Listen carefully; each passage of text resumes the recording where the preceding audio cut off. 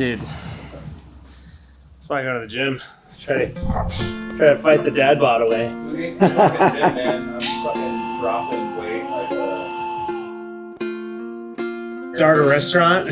Is that stress? Is that what that's from? Do I have to like, what's the protocol here? No, I think you're good. I mean, you're also going to be sharing with the other guests, so that's just what's up. Do this then. Yeah, okay.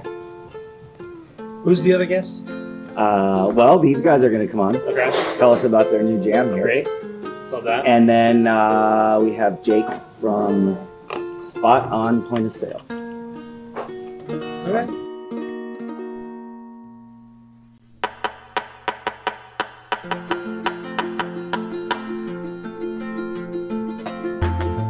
Arizona is a wildly beautiful place,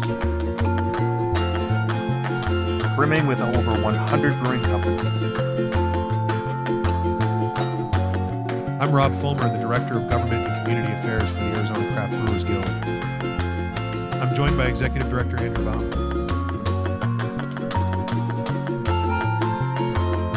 Together we cover the state, bringing you the best of what's happening at our breweries and beyond. Welcome to Arizona Beer Frontier. He used to sell for Walter Station and Cool. joined the guild, so I said, Love sure, that. let's do it. Okay. I guess, have we had enough banter yet? I don't know, have we?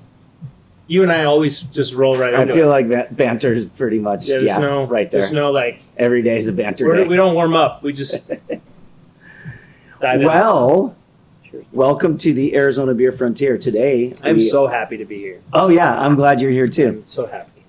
Where are we?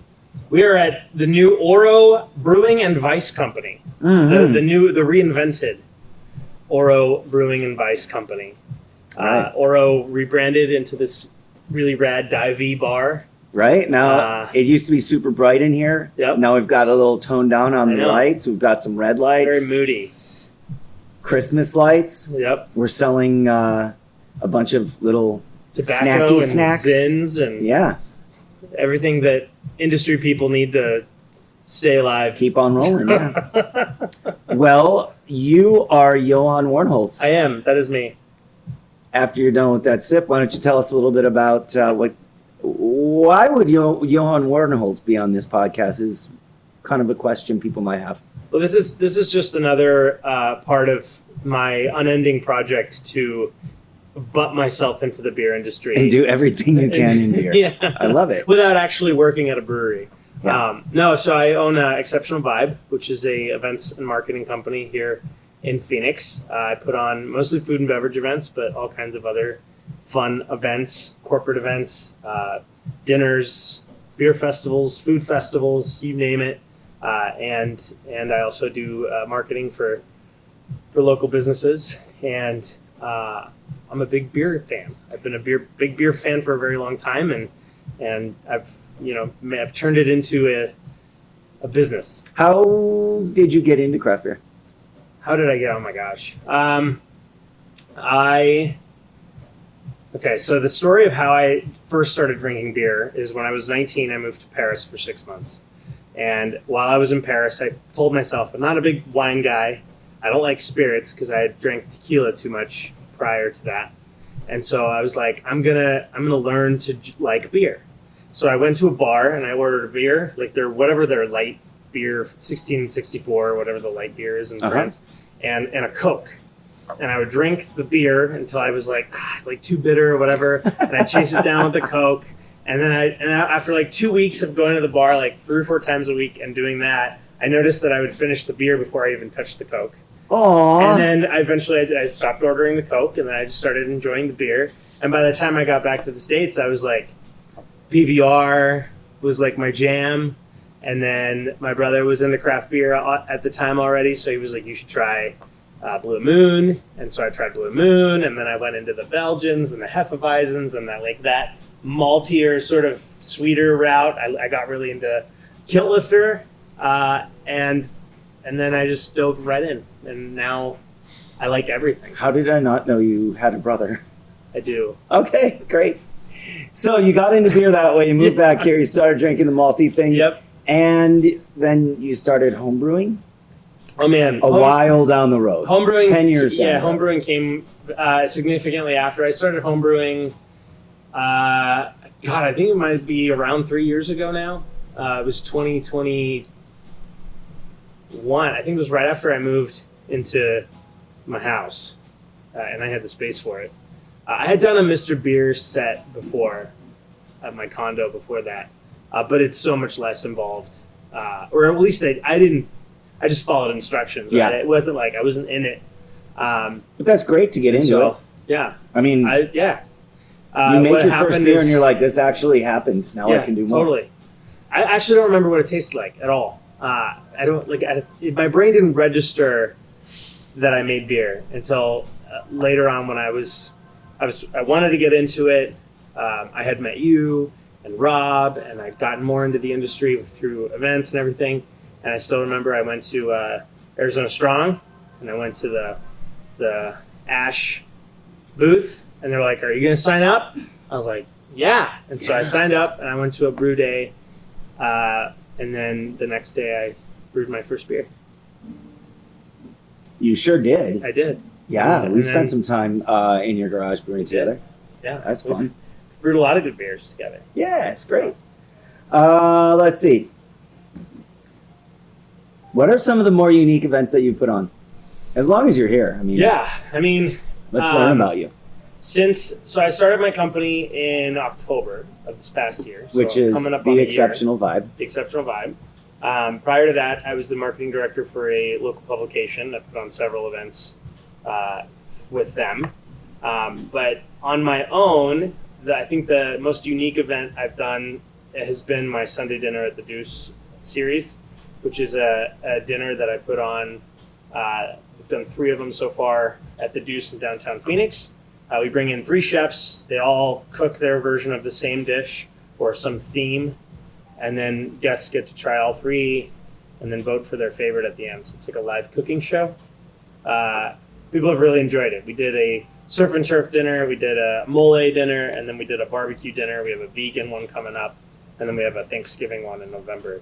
And it's just it's competitive, but it's really friendly. The chefs all kind of get along and riff off each other a little bit, and then it's just a pure vote from the guests, so it's a truly democratic winner, and it's just a lot of fun. And the food is, I mean, Arizona has such a great food scene and so many really good chefs, and sometimes, just like our beer is just now starting to get the recognition nationally, I think our food is just starting to get recognition nationally, and so, anything we can do, or anything I can do to sort of promote and elevate our local chefs and our local brands, it's just a lot of fun. Cool. Dig it. And tell us a little about your family life. Yeah, And maybe like your extremely varied where you've lived. Oh gosh. So I have a 2.5-year-old daughter. Named Emma. She is incredible. She's this little spark plug of a human, and she's just a lot of fun. And then my wife, Mallory, is the level-headed, disciplined one in the family. I'm the heads in the cloud, creative one. So she keeps me grounded, and it's amazing. We live in Gilbert, and it's just a great place to be, and it's a good life for sure. My background is a little unique. I was born in Mexico City. My parents were both born and raised in Mexico City, but when I was a year old, I moved to Germany, and when I was 5, we moved here to Phoenix. So English is my 3rd language. German has certainly dropped off in terms of my fluency, but Spanish is what I speak with my family. It's what I speak with my daughter as often as I can. And I love it. it's kind of Very cool. And then 6 months in Paris, Yeah. which was a fluke, but it was a good fluke. It was a good time. And I learned to drink beer there, so no complaints. Right. Yeah, that's great. I mean, I'm very thankful for Paris for that. Thank you, guys. Oh, let's cheers. Yeah, cheers. Also, we forgot to say, this isn't a beer podcast. It's a podcast about beer. Is that That's right? Okay. different. Yes, it is. We're not going to be reviewing these delicious beers from Oral, but we are going to be drinking them. Yeah. One thing I love is I can come in here and get a saison anytime I want. That is nice. I went dark to contrast your lighter beer. Oh So that- my goodness! So that visually, Yeah, there's- it's very important. yeah, but also malty and dark. My favorite. It's great.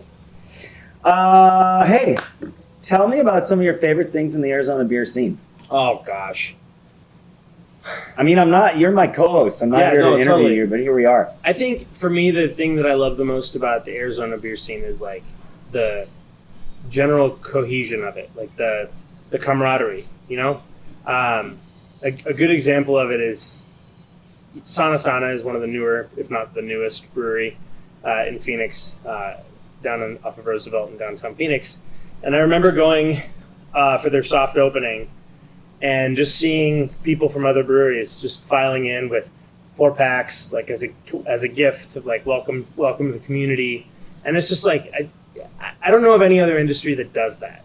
And it's, to me, that level of camaraderie and sort of support, mutual support is it makes it fun to be a part of that community.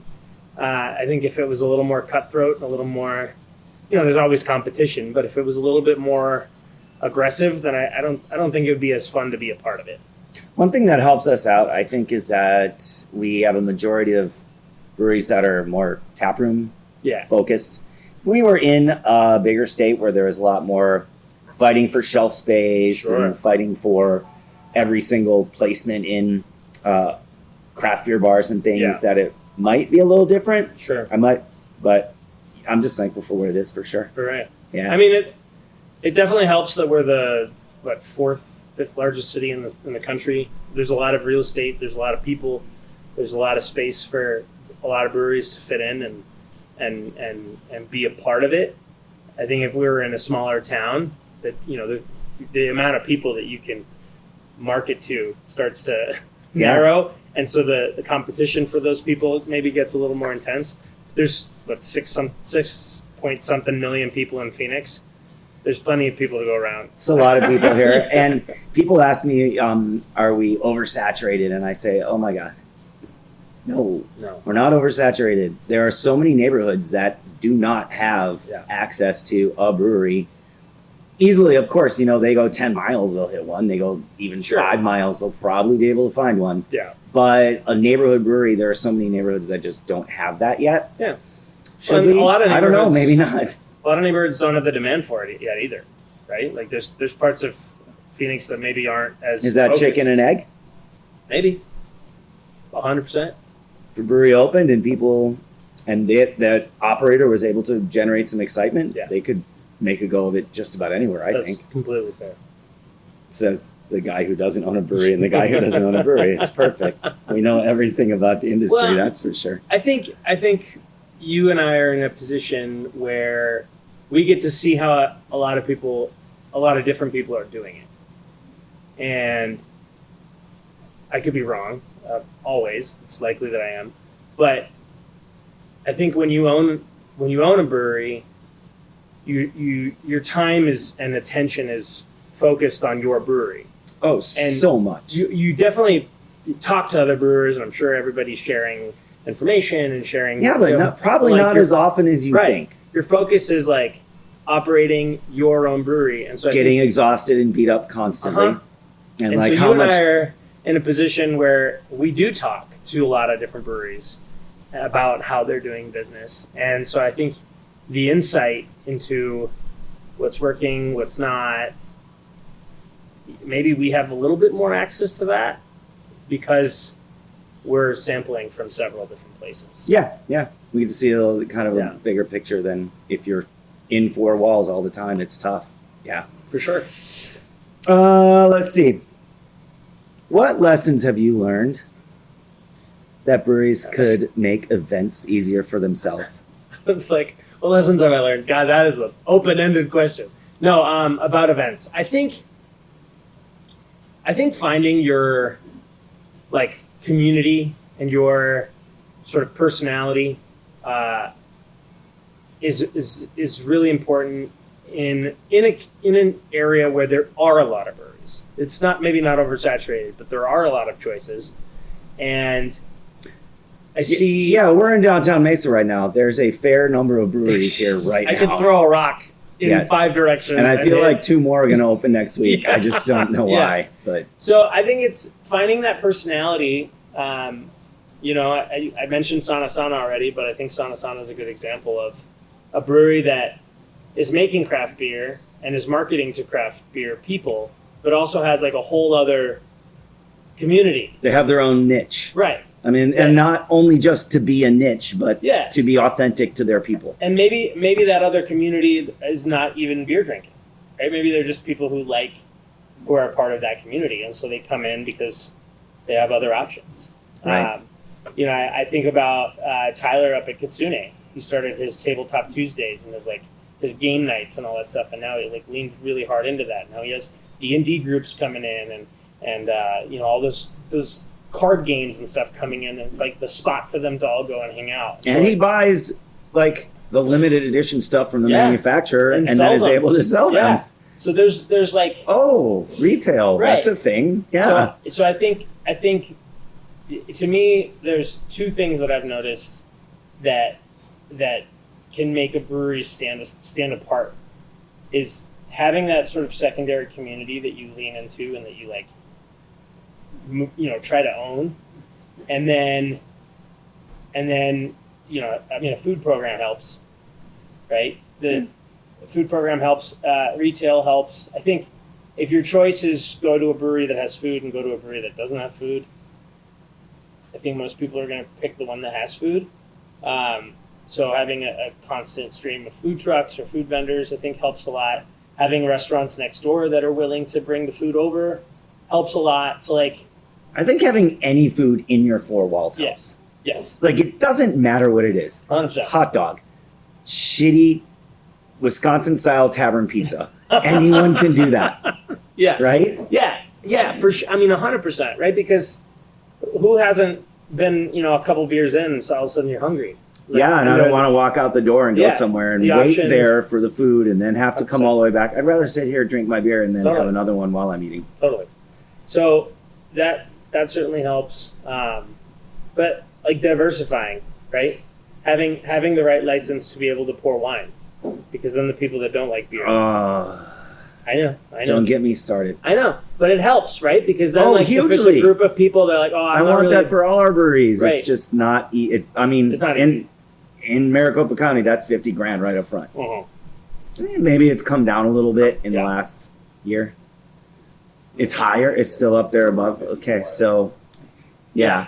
I mean, that's a lot of money up front, and we're working on trying to ease that burden. Yeah, I mean, but that's amazing. that we're not there yet. I mean, We're ultimately, working on it this legislative session. cool. Not that it's going to get done, but it is definitely one of the main targets. I love that.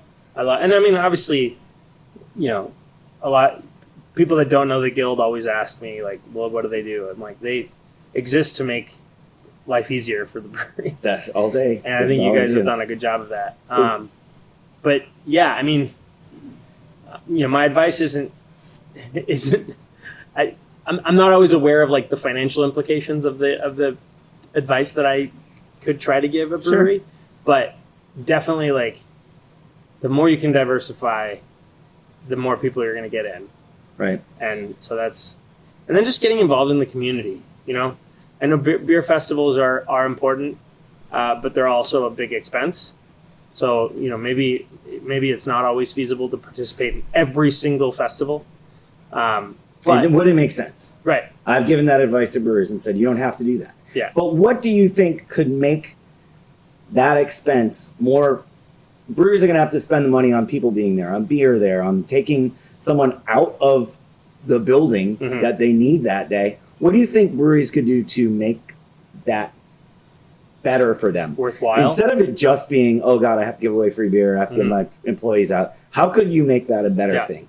So I think about this a lot, not just for breweries, but you know, when I do food festivals for restaurants, like how do you translate your presence at a festival into like feet through the door at your brewery and ultimately money in your cash register or however you want to. That's more symbolic now than anything, but I think getting creative with how you interact with people at your booth is really important. I think, especially for a big event like Arizona Strong, doing something to invite those people into your brewery after the event, whether that's some sort of post party, post festival party, or whether it's something that you can hand out, if you have a good interaction with someone and they're really like the beer, give them a card that invites them into the brewery, for a special event or something, because then they're going to feel like, oh, that was cool. I had a great interaction. If you give it to everybody, then it might cheapen it. But just doing something to, when it's food festivals, I always tell restaurants, bring an iPad where you can take reservations at the festival. Cool. Turn that interaction into a 2 weeks down the road, they're in your restaurant, right?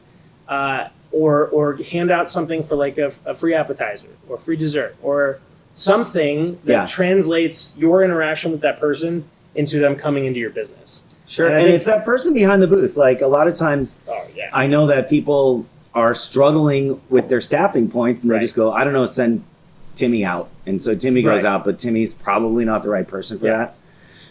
When I was at the Perch, we used to do a business card for every beer that we had on draft at our festival. And on the back was a bounce back coupon, and on the front was the name of the beer. And before they could have that beer out of my hand, they were taking that business card or they were not getting their beer. That's awesome. You put it in your pocket, because I know in half an hour you won't remember it. Yeah. You thought it was amazing, and tomorrow, poof, gone. So well, and then also coming up with creative ways that when people empty their pockets at the end of the day, they don't just throw everything in the trash.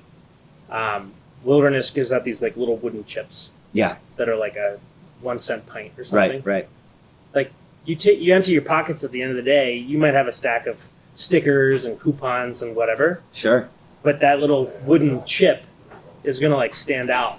And you're like, oh yeah, this is a 1 cent, a penny pint at Wilderness. I'm gonna save that. It's cool. And I think I have one of those. Yeah, right? I had one and I used it. Because I was like, oh, I'm gonna go to Wilderness. So finding something, whether that's a bottle cap or I don't know, just something that's unique to you or that's different, so that when they do empty their pockets, they're like, this stands out.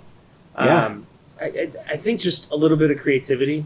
And I'll throw this out there right now. If any brewery wants some tips or brainstorm sesh of how they can turn a festival into more of an impact, I'm wide open for that. Hey, before we get our friends from Oro on, Yes. one more question. Uh-huh. For people who love beer like you do Yes. and want to be more involved, what should they do to get more involved in the community?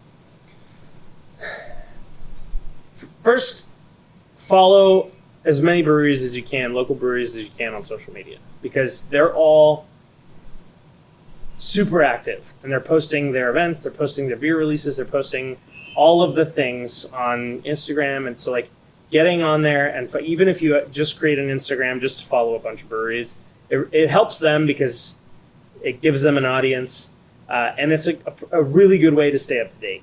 So I think that's the first thing, is just follow as many breweries as you can on social.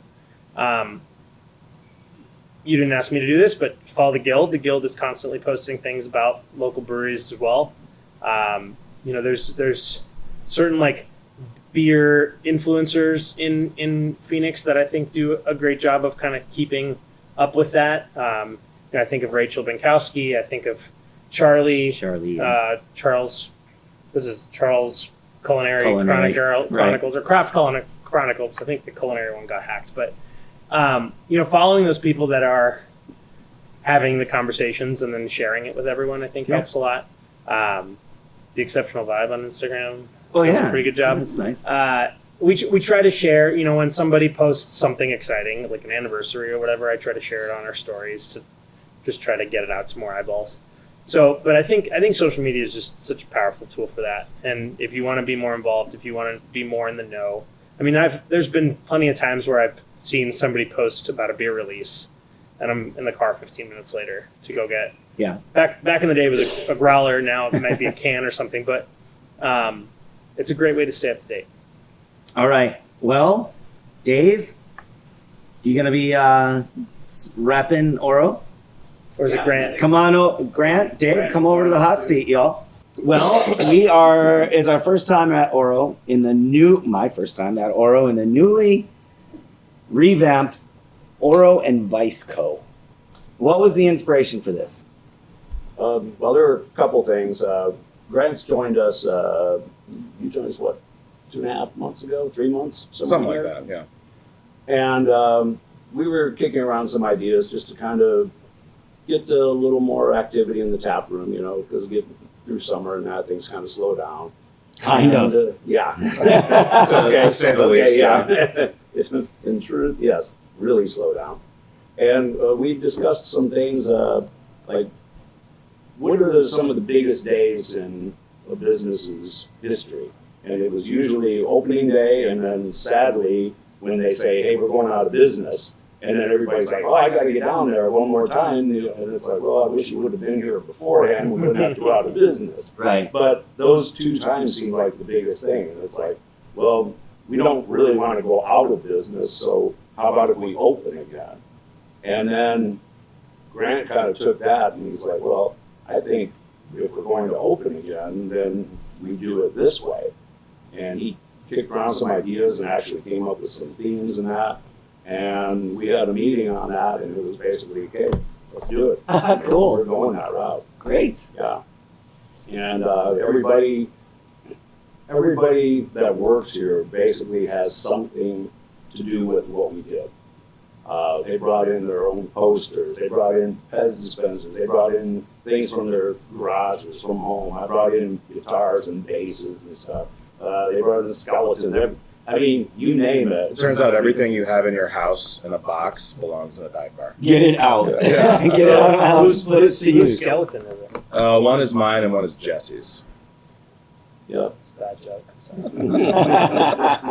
And we did actually have a couple of vintage Playboys in here. And those were from a collection of mine, literally from the late 70s or early 80s. And we ended up selling them. People were like, hey, can I get that? You cleaned up on those. Yeah, too. that's great. Yeah, so it was cool. So I'll be getting some more of those. And then we'll get some Playgirls for the ladies too. Sure, that's nice. What's the inspiration behind the retail? There's a vacuum on the street. Like the nearest convenience store or bodega is nearly a mile away. And if this street doesn't have a lot of traffic during the summer, we have to curtail to the people who are on the street, which is industry people. And they need deodorant, they need chapstick, they need cigarettes and Zins and toothpaste and condoms and Dave's Playboys. Yeah. So, it really is central to industry people. Yeah. So that's I love it. Very cool. I noticed that we've got Trigo Suave, your gold winning beer. Dave has been on the show before, so Yeah. he has an advantage over you. I'm sorry. It's okay. I mean, it's not a big one, but it's there. Tell me a little bit about where the beer program is heading with your. First, we have the new Oro and Vice Co. And then we also have the new barbecue place that is. We're working on that diligently. We have a few things that we have to take up with the city, and hopefully we can get those all resolved and keep moving forward. It's been a challenge, to say the least. But one of the things that we tried to, we discussed earlier on was also, since we don't do a lot of distribution, how else can we get our beer out there and get some steady sales? And one of the options was have a second tap room that we supply. So we get some extra sales out of that. And that kind of morphed into the partnership with Chris from Nikki's on doing the barbecue. So we've been looking for quite a few months at different spaces now. We almost had a spot in North Scottsdale, but then the spot on Central came up, and it seemed like that was probably the best fit for us. So we're kind of in that direction, just to get more beer out there and get more people to know who we are Yeah. You know, because we get a lot of people from Phoenix and that, but it's usually people who have moved from Mesa. You know, like, oh, we live on West Side now, or we live in Central Phoenix, and we get to come back down here every once in a while. Sometimes it brings some people, sometimes not, but if we can let people know from a different location about us, and then maybe get more interest in coming down to the tap room and the brewery and check that out, that would be cool. You've done the light rail beer trail We did. in the past, which I thought was brilliant. Did that impact you? Are you looking at doing that again, or? Well, Walter Station was the ones who kind of took the lead on that last year, and since they shut their place down and their staff was gone, we didn't have that same interaction this year. But I thought it was a great idea. We actually did get quite a few people in here, gave away most of our glasses, Cool. and it was just kind of nice. People were making a day of it, Right. starting on one side and ending on the other. Well, the other thing is your new location in Central Phoenix is, let's say, Roosevelt adjacent, like 2 blocks off Roosevelt, right? Yeah. And there's So a it light rail really- stop right there. Yeah, and it really like hits in with all of those other breweries that are down there. There's Not Barbecue down there. That sounds like a damn. If Walter Station's not putting that on anymore, I know someone who could. Yeah, you do. You met him here. Would it be Dave was somebody like, that's I don't want to do any more events with you. somebody that's vibing right now? Maybe. Yeah, exactly. No, that's the light rail does have. You have access to a lot of places. I mean, even the shop is less than a mile away from a light rail station. So you got Tempe, you got Mesa, and you got downtown Phoenix. Sounds like a lot of fun. Yeah, a little passport book, Yeah. some stampy stamps. Love that. And then what, a glass if you finish it? No, I think one of those little hotel keychains. The people love that stuff. Okay. The old So, school. yeah. I mean, it fits your vibe more than anyone else. Right. So you're welcome. I'm taking it. All I'll right. take it. Well, great. Anything else you want to share about any of your projects going on, or? No, stay tuned. We're working on a couple other things, and we'll see how those go, and if they pan out or not. So I won't divulge yet, but Cool. yeah, we're working on some other items. But yeah, World it's- domination. yes, exactly. Malort beer. Oh God. Hey, Graham, Don't tempt me. what's your favorite thing about working at Oro? What's my favorite thing about Since working you at Oro? haven't said as much as I thought you would. Well, I mean, I don't know. I mean, I don't know. You know. Probably the people. Cool. I really enjoy. Really? No, I was kidding. Weird. I met Dave. That's No, I've known Dave for years, and I've kind of been creepily admiring Jesse and his beer from afar for years. So because he it's always hits home runs. absolutely, and that's really difficult to do. Yeah. Between the beer and those pearls. Yeah, right. You know, what's there not to love? Literally nothing. There's nothing not to love. Yeah, just Cool. and we get to do cool shit here. So Dang, that's awesome. Yeah. Well, I think we have another guest that needs to come on now. all right. So let's Thank you. rock out. Thank you for spending your time, opening your home to us when it's closed. I know no one was supposed to be here right now, and you took all of your time out of your lives just to be here for us. So It's because you're thanks. cool. That's why. You are wrong, but continue on. I think Tell me you're more. pretty cool, Andrew. Am I pretty? Yeah. Keep going. Okay, You said cool, not cute. I know that. That's what I was fishing for. Yeah. Keep fishing. All right. Thanks, guys. Thank you, guys.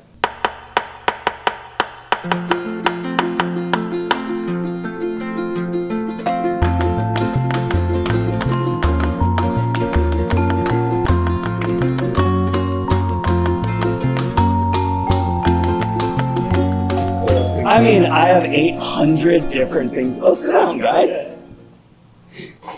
Yeah, I'm recording here. I'm recording here. I'm recording here. I'm recording here. All these phones are recording. Everything's gonna be fine. We're not gonna lose out on any of the audio. Scoot that way. I swear he doesn't hurt. Okay, cool. I can We're all go over in. a little bit too. Howdy. How's it going? Good to see you. Oh, thank you.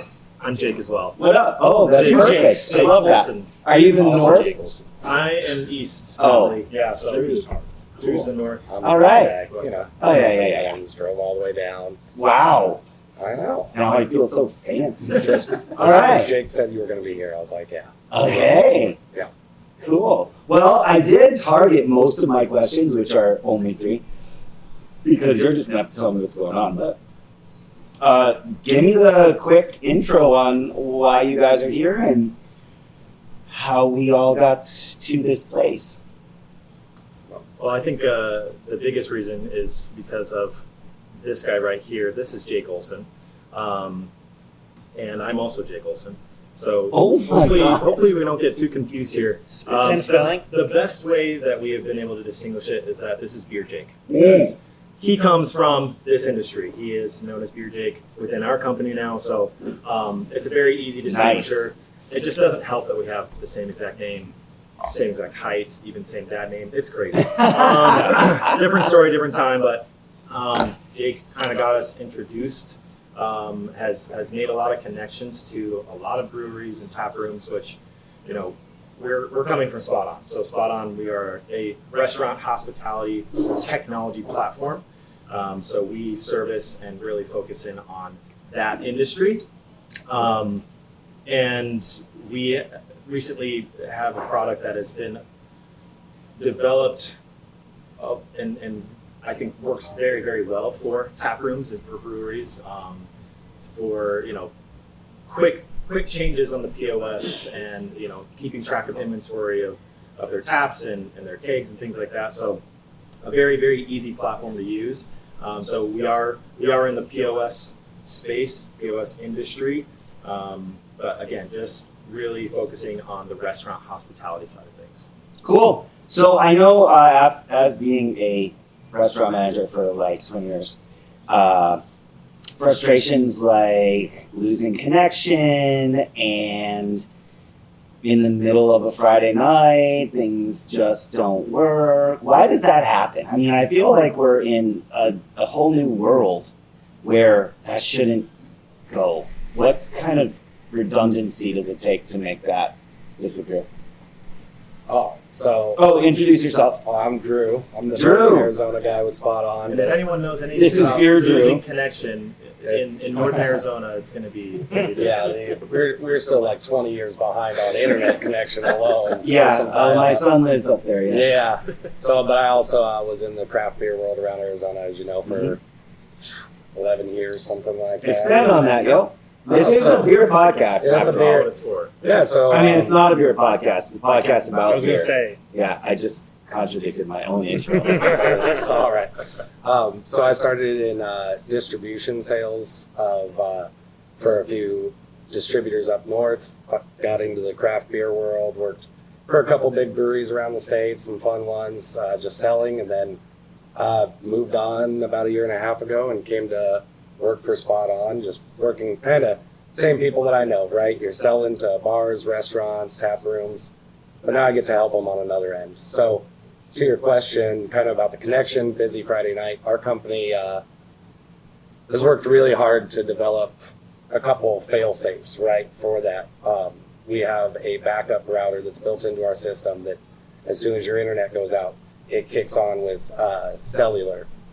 We also, with our new product, have offline mode that works seamlessly throughout the entire system. Whether you have internet or not, it can still fire off orders to the kitchen even without that internet, which that has always been a holdup for everybody, right? That Right. handhelds go down, nobody's orders are getting sent in.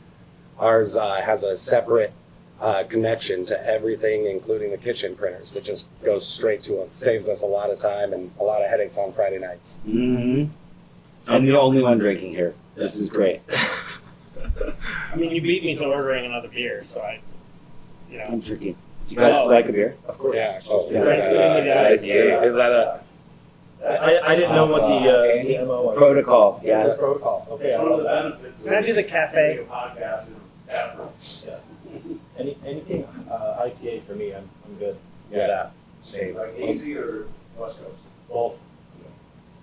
we're we're not real picky. He's gonna make it real easy and give them all the same one because Get that them makes three. It sense. came from Beyond's, and they'll get real loose. Oh. They'll loosen up real quick. Are we too tight? Are we too No, too guarded for you? it's just a Nah. 10% beer, so Yeah. you know, I can handle that. everyone will get loosened I up. love that. So I know that one of the biggest parts about point of sales these days is processor fees and how some of the point of sale systems are tied to a processor. So they may have lower fees, but they have higher processing fees. They may have lower hardware costs up front, but per transaction fees get added on and all that works. So what makes Spot On different? Oh, you. I'm gonna let Drew take. Okay, all right. We can kind of Jake's- both yeah, we can both talk. It's a friendly conversation. What's great about Spot On is that we really do focus on, the independent owned, the local, our apps eat local, and we see that as a big concern. So we've actually developed some really cool ways to work on the processing side to really benefit because times are getting tougher, margins are getting smaller. So we really focus on how do we help, these business owners retain, some of that margin.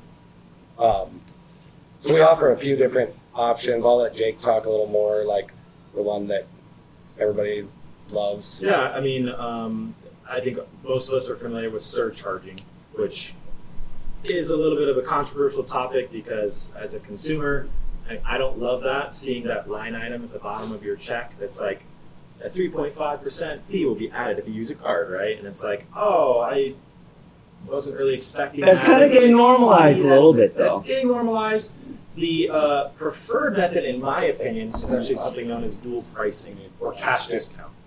And what that does is essentially I'll pass this one to Jake if there's a third one. we will help program the menu, and what we're going to do is we're going to uplift their menu prices. So whatever's listed on the menu, we will uplift that by a certain percentage to cover the processing fee. So now their menu price reflects a credit card price. So let's say that is $10 on the menu. When I go to pay with my card, I'm going to pay $10. That's what I'm expecting to pay. But there's also an option on the POS or on the handheld, however they're choosing to pay, that will say a cash discount. And it will be, if you pay with cash, it'll be $9.60. Something like that. So essentially, it's the reverse model of surcharging, where that cost is already included in the menu. Every consumer is expecting that price, and then they're just pleasantly surprised with a cash discount option.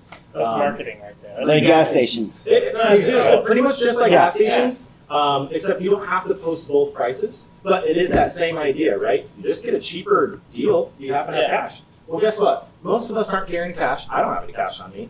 But I do like the fact that that is an option. Hey, next time I visit this spot, maybe I'll bring my $20 that I happen to grab from Well, my card. psychologically, it changes the way people see that. If you're paying with a card and you get an extra charge, you feel worse about that, right? 100%. Whereas if it doesn't change anything, you don't even think about it.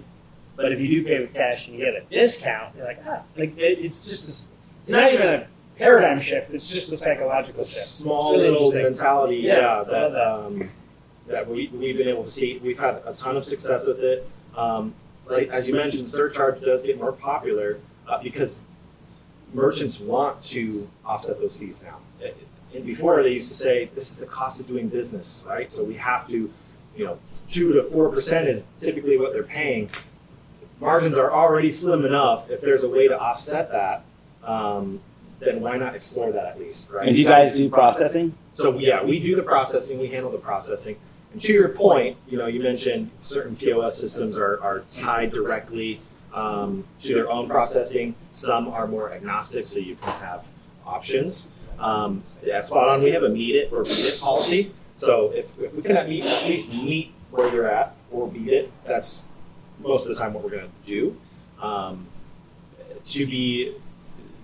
To add a layer to that, processing in our mind is like a small part of it, though. It being a POS, obviously, it is an important piece.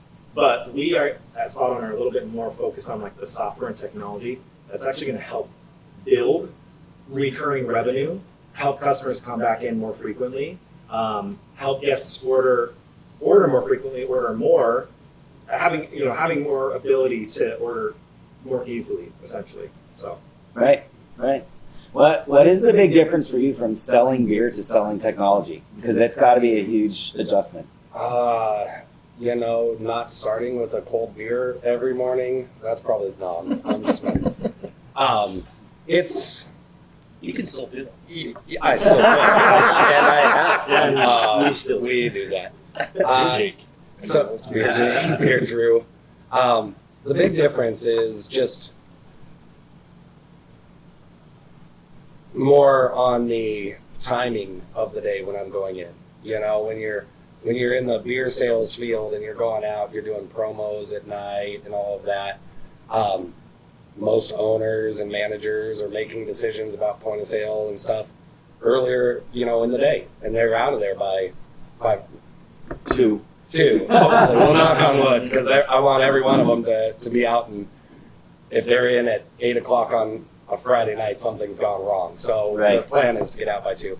So that's the big change, is just going out and talking to people, looking more on that side of everything as far as like the processing, the margins. Like Jake said, it's a very small part, the processing, and we do focus on, that's what I love about this company, is I actually get to help a lot of the people, a lot of the bars and restaurants that I used to sell beer to, and that helped them in one way. We go and have some beers and have fun. Now I can look and say, hey, what are you doing as far as marketing? Because yes, we do point of sale, but we also have this awesome cutting edge technology that'll help you with your marketing. It's like a set it and forget it marketing. Has our AI to help build these ad campaigns, and then can blast them out to your social media for you. You can say, hey, let's do a Taco Tuesday special next Tuesday, and I need a banner for it for Facebook and Instagram, Google, and it sends it out, which takes a whole lot off of a small business plate, because they, as I brought up before, and I'm sure you all have seen it, these independent businesses and restaurants, they don't have a huge marketing team like the big national chain across the street has. Those guys have a huge marketing team. Jim Bob's local corner bar or taco shop, he can't keep up with that. So his area is being blanketed by the national chain. What we've done now is we've given him the ability. We're a huge national brand in the point of sale world. We have a huge marketing department. Let's let Jim Bob compete with the guy across the street, the big national brand. We're going to lend you our marketing team and our technology to help you grow, which we see ourselves more as a partner to the business versus just their processor or just the guy that sold them POS. And that's been a huge change, is being able to help on the other side of things. Cool. Huge change.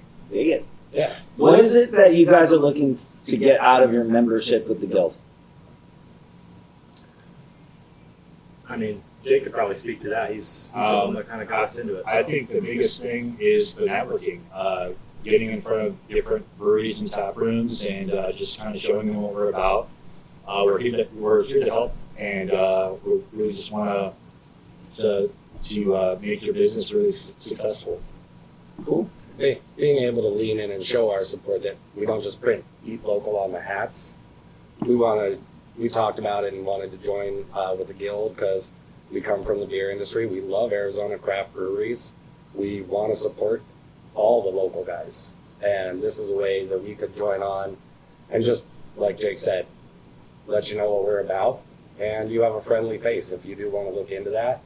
Otherwise, you could also just call Jake up and say, hey man, you want to come out to this new beer release, and Jake will be there. Jake, he's got text message chains to invite us. So. I love it. What are the point of sale systems that are most used right now? It's Toast, and is there another one?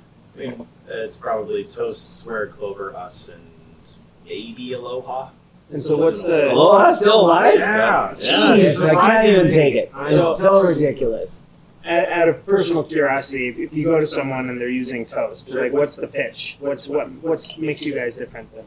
Yeah. than one of those? Great question. Toast is probably our number one competitor in the space because they're the exact same mentality in that they are focusing solely on restaurants and hospitality. Right. Whereas Square and Clover, typically you'll see more Retail. retail. That's what it was designed for. Not that it can't service anyone in that space, but if someone's there using Toast, I think probably the number one question we'll go and asking is, hey, how do you feel their customer service is treating you? Oh, killer. And I can only ask that really because of how confident we are in our platform. Jake here is wearing a shirt that says, I'm a real human who can really help. That's a spot on branded shirt, by the way. On my water bottle and on our tagline on the website, it's we actually give a shit. So our real big push as a differentiator is like our customer service. Love that. That's part of the local piece of this too. We want people locally going into these places rather than having to rely on a customer service line 100% or whatever. So I would say that's probably our biggest differentiator is that customer service. And I've flipped a couple of Toast accounts, and some of them the only reason they switch is because they want someone that they can call. And a 480 number, they're texting me, Jake, I have this issue. Can you help me out? Yeah. Sure thing. And I escalate or do whatever I need to. So I think that's probably the biggest thing. At the end of the day, POS systems are all the same. The functionality, at least, like take a card, put in an order, take payment, you're done. The biggest differences are like on the back end. What is the POS doing something for you to help build your business, and also is the customer service helping you figure out issues when you're on a Friday night and you're struggling and the system's down, that kind of stuff. So That's awesome. With that, like the coolest thing talking about, something that differentiates us as well is our new, we have just released the AI menu building. So on a busy Friday night, you don't even have to be in here. Your head brewer says, hey, I found this keg, we got to get it on there. Your bartender doesn't know how to add that button, so they're just putting it under another beer. You can jump on your phone or your laptop anywhere in the world that you have connection. Tell the AI, hey, build me a new hazy IPA button at $7, and it will instantly update onto your screen. That's cool. With a picture. Damn. That's something that nobody else is Yeah, doing. that is. That is a There's really a couple cool of things in there that were like, So- this is coming around the corner, Sure. and we already have it. That's rad. And coming from the beer world, like Jake and I, as soon as they announced that, both of us looked at each other. We're like, "That's going to be so sick for tap rooms. Yeah. Like, you're changing out beers all Constantly. the time, and you need to keep track of them. And if you're not here, like you've got to be here, or somebody's got to be here to do it. And on a busy Friday night, you can just go on your phone, go in the dashboard, hey, hazy IPA, and then your bartender's like, oh, I see it now. That's awesome. Yeah, that's really cool. That's crazy. Cool. Well, thanks for being here, guys. Thank you. We're going to get into our news segment next. Awesome. I mean, you guys are news. It's pretty exciting. Yes, of course. But thank you again. Oh, No, thanks for Okay, cheers. Cheers. Thank you for Ding, having us. ding. Thank you. ding, ding. Good jobs. And you Thank guys you. want to get out of this heat and come up and visit me up north, because Twist my arm. it's real nice up there. Is it hot out there? Up north? I- or out there? I didn't even Right now notice. it's- Seems fine. For our Flagstaff This swing? week, Yeah. next week is supposed to be like a high of 93 this There we week here. It was 62 degrees when I left my house this There. morning. It was rather nice. My very adorable son, who is 22 years old and is a manager at Beaver Street Brewing, Oh, okay. calls his mother almost every day. Let's go 5 days a week. And definitely leans into the it's hot as shit where you live and it sucks. Then the snow comes, and Oh, he loves that. as long as he's okay. He's with like, it. I'll ride my bike to work in the snow. It's no problem. Okay. Yeah. I'll complain all summer down here, and then it gets cold up there, and I'm like, oh, I'm back to complaining about it. I'm a fair weather friend when it comes to residents. So Cool. Thank you guys. Thank you so much. Yeah. We have had a very exciting podcast today, bro. Yeah, it's been great. This is very different from our normal ones, which is just a lot of not so fast talking. Yeah. Yeah. Yeah. I don't know about that. So I don't know about that. I have a few beer news items to go I was gonna through. say there's there's been some news in the last week or so. Well, we did a podcast last Wednesday, so Okay, so we you already covered did some the things. Huss Okay. thing. Yep, Huss okay. and Phoenix Beer Co. Yeah. Becoming Zonified. Zonified, yes. Is it zonified or is it zona fide? Because I know bona fide can also be pronounced bona fide. Oh boy, So I kind of like we zona should get fide. someone on this I podcast know. to talk about it. I like zona fide Who knows personally, things, yeah. but because it sounds more, Fancy? Yeah, FAF. but bona fide. Yeah. Zona fide. Well, in case someone missed it, Okay. there is a new collab between PBR and Campbell's Soup. So they have beer soups coming up.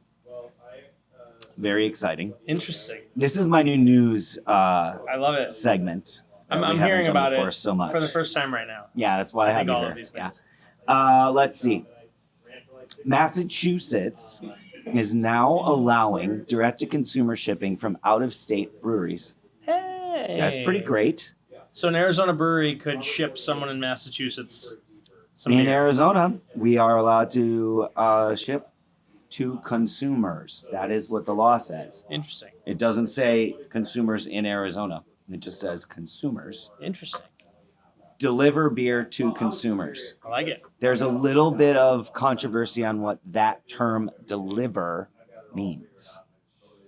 Does Whether that it's mean by you mail or physically if have to yeah. deliver it? Do you send it through UPS? I'm not totally sure if any breweries are going to send people to Massachusetts to bring people beer. Chances are very slim Yeah. unless someone's on a trip or something. But it is a new opportunity, and it just shows that even in states with not the most forward-thinking beer laws, that things like that can happen. So Yeah, that's that great. gives opportunities for our breweries in the future, hopefully. Do you think there is a demand for ordering beer from out of state? Yes, because people. Like in This general? Arizona is such a transient population. Like our people move to other places. Our people obviously move here from other places.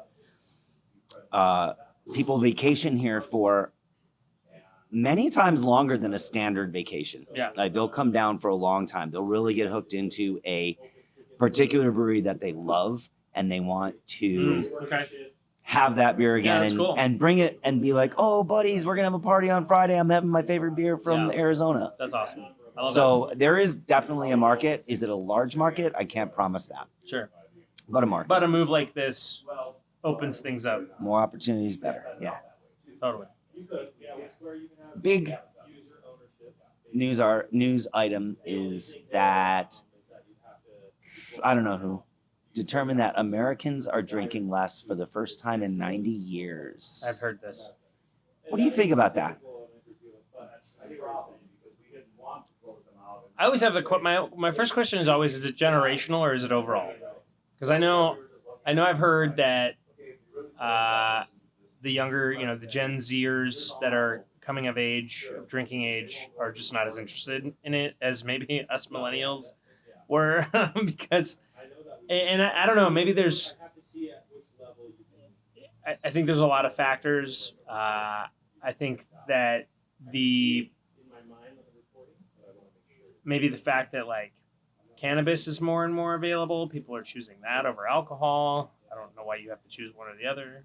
I don't know why you could just do both. People don't, and like they don't choose one or the other. Right. But do they choose a little less alcohol Yeah. and some cannabis, or I do think, I mean,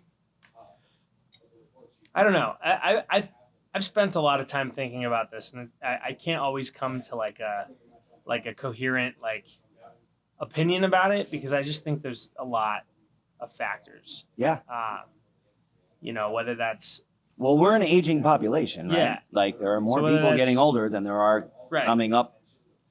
I think there's a cultural element to it. Maybe there's a part of it that's like we're so aware of the challenges people have had around alcohol, on like a celebrity level. Like maybe there's so much more attention on even younger celebrities going through issues with alcohol that maybe it's turning people off, Right. younger people off to it. I know even me as a 36-year-old beer drinker, like there is at least when I started drinking beer, the beer community, the beer enthusiast community, the brewery community, all of it was skewed a lot older. I think now my generation has like certainly assimilated into the beer community for sure. But yeah, I mean, I can see why maybe the younger generation. To me, it has to be cyclical. I feel like it's cyclical. I mean, 90 But- years is a pretty long cycle. Yeah, it is. Generally, it's pretty steady. But, things change. Right. And I think we're going through kind of a big societal change on a lot of things right now. For sure. So that could come into it. I don't know. The National Beer Wholesalers Association says that the numbers in that report are not accurate and everyone calm down, which in my head, I'm like, well, that's what a beer sales guy would say, isn't it? Right? Totally. So I do have a lot of faith in their data, but I also know that, we are biased as part of the industry and what Totally. we want to believe. So Totally. I guess it's just an ongoing thing to look at and be aware of. Well, I also think that people's tastes, people's preferences, they all change, right? And so I think it also forces breweries to consistently rethink how they're engaging with their communities, how they're bringing people into the fold. It's more than just the beer. Yes, That's what we always have to remember. And I think the more we can, beer already had like a sort of a rebranding, 10, 15 years ago where 25 years ago. Right, where it's like it moved into more of like a craft, Farm to thing. table was hot for a while, And and beer fed into that for sure. For sure. And I think now, it's never going to end. I said 10, 15 years because that's how long I've been in it. But you've been in it longer, and so you've seen it happen consistently. So I think we just have to continue to do that. The other thing I think of is the industry also has to evolve. I'm always thinking about how wine has this hospitality element, this broader hospitality element, where people travel to Napa or Bordeaux or whatever for these and it's to me, there's that exists in beer for sure, but is there another way to, I'm putting on these beer dinners and I think showing people that the beer food pairing is super dynamic and there's so much, and there's so many varieties and so many different ways to elevate the beer drinking experience with the food experience. And we just have to continue to come up with new ways to frame beer. Yeah. I think maybe But we keep talking about beer, but really what we're talking about is breweries. True. And the hospitality that we can provide. Right. Breweries do a great job of being the neighborhood spot. Yeah. Of being that sort of very welcoming, accessible, but is there a way? Wineries tend to be destinations. Right. Breweries tend to be the neighborhood spot. So is there a way to bridge that gap? We could be, Right. What about combining wineries and breweries together? Sure. Had a discussion with one of our members this week about the alternating proprietorship and how to do. I want to serve cider. Well, get an alternating proprietorship. You can have a farm winery and you can have a brewery in the same place. Yeah. In the same place, and just do that. I think I've heard, I haven't been, but I've heard that the hop farms, in the Pacific Northwest have sort of created almost like a winery experience when you go to some of the hop farms, which I think is cool. Yeah. I know Stone at one point was talking about opening a hotel that kind of was sort of a destination for beer. I think people have had this idea, so by no means do I think it's an original one, but yeah, I think bridging that gap between the neighborhood spot and a destination, I think is, I think a lot of cities. I know City of Mesa is working on sort of. They made that designation of like this is a beer city, that hopefully helps. Flagstaff too, like Flagstaff they're for sure. deep into it. So, to me, it's not any one thing that one brewery could do. I think it's as an industry as a whole, as a community as a whole, people have to continue to come up with new ways to engage. I really love the intersection of food and beer that has kind of gotten more attention. So, yeah, I don't have an answer, but we just have to we can't get complacent Mm-hmm. as an industry. Yeah, being just a place that makes beer certainly is not going to. I mean, generally, I shouldn't say certainly because there are exceptions to everything. Generally, that is a troubling. It's one dimensional. Yeah, people get bored with that. Yeah, and there's so many options now. It's like, I kind of said it earlier. Like, if you have your choice between going somewhere that has something that's happening or has good food, or going to just a place that just has beer, you're gonna pick the first one every Place time. that has more to do. Yeah, Every time. and But hey, next item. Sierra Nevada has hired a new marketing manager. okay, She is a younger person, probably like your age. Her history is that she was a marketing manager for Procter and Gamble. interesting. Any thoughts about that? Literally diapers and soap. I mean, to some degree, I think maybe that goes a little bit to what I was saying about, needing to reframe beer a little bit, and maybe getting somebody who is outside of that space could bring an interesting approach to it. I think here's the thing. Beer is a very traditional thing, right? Like, I think in a lot of ways, the product, Yeah. right? And if you talk to the real like home brewing beer nerds, they're all about true to style, traditional. Like, they're kind of they are resistant to the peach and cream milkshake IPA, Sure. like weird, and so like. I think part of the industry continuing to evolve and continuing to adapt and continuing to, go where it's wanted or find its little niches and everything is like trying different things and different approaches to marketing. And, I don't know anything about this person. I don't know what they did for Procter and Gamble, or if they like launched some epic campaign that changed the way people thought of, Diapers and soap. But and thousands of other But consumer product issues. big advocate for bringing new voices into, Right. and I mean, I've been lucky enough to be that voice for a lot of, because even though I'm part of the industry in a way, I'm still outside of it enough to where sometimes the thoughts or ideas or perspectives that I bring we to get the table, blinders. I mean, everyone Yeah, gets blinders. 100%. It is a human nature. Totally. You get into a business, you have all these things, let's just make it real simple. You move to a new restaurant.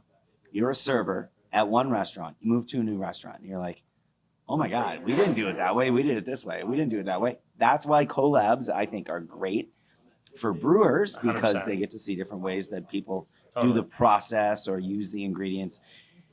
But we don't have that kind of thing for our marketing and our ownership groups. Like, Yeah.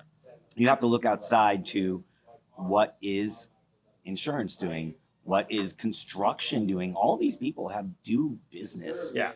Well, I think the other challenge too is that marketing is increasingly more expensive, right? Hiring somebody in marketing is expensive.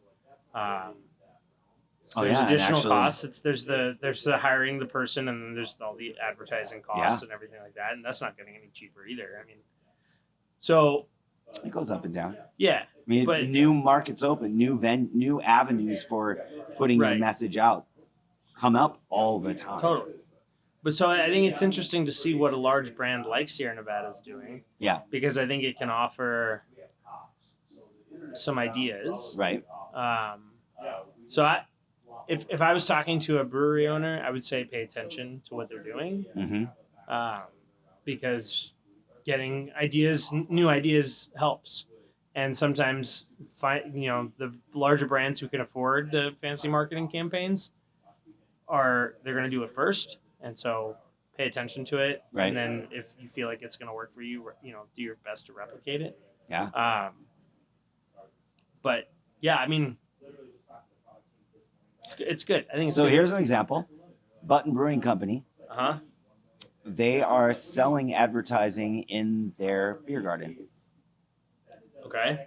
If you are a local business and you would like to reach our customers, put up a banner, be part of our marketing campaigns for the next year, and it'll cost you $1,500. I mean, that's a good idea. I think it's a slippery slope. feel like I haven't seen anyone else do that. No. And I think that's a opportunity that many of our people in our industry could really For sure. do. I mean, is it going to change the world? But probably not. But it's definitely the only gonna thing make- I would, and this maybe comes more from like being a beer consumer. I would be sure it's being executed in a thoughtful and in a thoughtful way, because what you don't want is your beer garden to turn into like a the billboard. outside of the outfield at Yeah. spring training. Yeah, so I think if you come up with creative ways to do it, if it looks nice, right? Like if it's just a bunch of like Banners. vinyl banners zip tied to a fence, Yeah. I think it could look tacky, Could go bad. Yeah. and it could Sure. as a guest of that brewery, you could feel like this is tacky. A little weird. Yeah. But if they do it, I think in a thoughtful way, and they put some effort into making it look nice, I think it could be really effective. Yeah. Saddle Mountain Brewing Company just put out a with message Scout. that they are joining with Scout, Yes. which is kind of odd since Scout is now Hensley. I was on last week's too. Okay. So there's more opportunity either way Right. to get your favorite Saddle Mountain beer, which Hop Snob, give me that stuff. I put it right I'm in a my clandestine name. guy. Yeah. Oh, awesome. Yeah. Oh, you like those things that win medals all the time? Yeah, I do. Cool, cool, cool. Also, I think clandestine is the beer that I remember Kitlifter being when I was first getting into beer. And Sure. so, I mean, I know that the decision to sign with a distributor is always a nerve-wracking one for a brewery, Yeah. because, how's your brand going to be presented to the world? How is it going to be, can your production keep up? For sure. I mean, you're You know, coming whatever from it is. a tap room only with slight self-distribution to Yeah. now we have beer all over the state Right. and boom. Yeah. Are you going to be able to keep up? For Right. sure. And so, from that sort of logistical perspective, I know that that's always a hard decision. Saddle Mountain's been around long enough. I imagine Right. that this is a decision they thought about For a long time. while. Sure. Absolutely. and they those guys know. Anthony, the brewer, knows. John, their marketing guy, knows.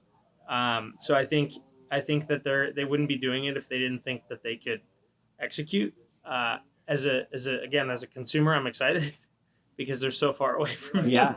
that it'll be fun to have access to their beer. For sure. Even if it's more tap rooms and stuff. But yeah, I don't know anything about Scout, so I don't know. I don't have opinions about whether that was the right choice or not. I'm sure it was, but I'm excited for him. Pedal House is with Scout. Okay, Ren House is with Scout. Fate is with Scout. well, those beers are everywhere. Pretty good. So, yeah. Pretty good company. That's Pretty good true. coverage for sure. Wilderness Anniversary for 12 years is coming up next week. That's wild. This is going out Thursday. We're recording on Tuesday. Okay. So we have a week until that happens, ish, less. So a lot of events, a lot of things going on with that. That's cool. And my friend Devin Krebs, who's on Steal This Beer. That's a podcast with John Hall, which is one of my favorite listen tos while I'm just kind of rolling around. It is the podcast about we have 4 beers and let's talk about them. Sure. But of course, it's a super fun listen. So I recommend everyone listens to Steal This Beer episode with Devin Krebs from Seventh Son Brewing in Dunedin, I like Florida. Seventh Son. Yeah, I've had some of their beers. They're great. She's awesome. It's wrap up time. You know why? I love it. Why? It's time to go to the bathroom. That's a good reason. All right. So, hey, Thanks for having me. I'm so glad you were here. I'm Thank you glad I so was here much. too. This was a great episode. I hope I can get it produced and put out. And hey, Thank have you. a great event tonight. Thank you. Craft 64. Yes. It's going to be over by the time this comes out. But we have more of them. Yes. We Check have- out we have more the craft- Exceptional Vibe. The Exceptional Vibe on Instagram. Just exceptionalvibe.com. Yeah, go All see my what they notes are have on going on. And thank you all for being here. We'll see you next week. I look tiny. I look so little. Perspective is, yeah. It's closer to you. No, it's a